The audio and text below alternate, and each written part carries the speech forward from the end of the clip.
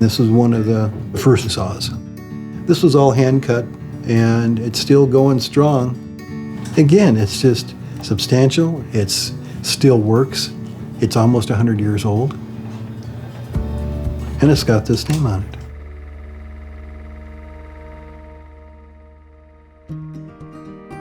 His grandfather started the company 100 years ago. He was very, very talented in a mechanical kind of way. He liked new ideas. He liked testing things. He had an almond orchard, and almond trees are huge. So to prune it, you climbed up in the tree with a saw, which isn't safe. So his grandfather developed the first curved pole saw. With a curved blade, you could actually self-feed the saw into the branch just by pulling down. Nobody had ever applied that before. It changed ag. From the pole saw, it grew pretty rapidly. He developed the folding saw and then hand saws. His grandfather ran the company, then his dad took over. My father had some health issues, so he just couldn't work a full-time day. Rob took over not long after his dad. He ran it for many, many years and has made a lot of changes and improvements and done all the things to stay in business for 100 years that needed to be done. It's being consistent with your values, the way you deal with your customers, your word is your bond type of thing. That and the consistency of the product. Not too many people have their name on the tool.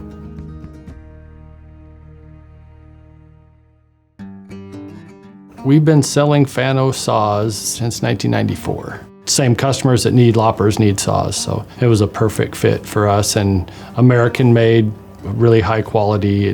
They know what they're doing, they listen to the customers, just checked all the boxes. Customers got excited when we started offering, going, oh yeah, Grandpa used to call that saw a Fanno. It wasn't a saw, it was a Fanno. Pretty easy sell. And that's, one of the reasons we were very interested in someday making it part of our company. I just kind of opened the door about 5 years ago at a trade show. We went to dinner afterwards. Said, hey, someday when you're ready, we would like to be first in line. But we value the relationship with Superior quite well. The fact that they sell a tool that is received well in the industry, that they treat their people right. Every year you could tell he was inching a little closer. In the last year you could tell he's ready. All right, 100 years is coming, I'm ready. So at the first of the year we're gonna go down and load up his entire operation and move everything to our factory here in Wenatchee.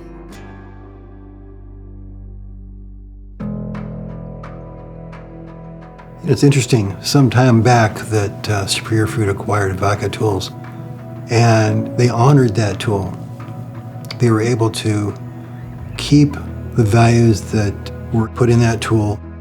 I have full respect and confidence that that Superior can do that with any tool they have, with ours or anyone else that they decide to move with because of their integrity. The legacy of his family name is very important to Rob.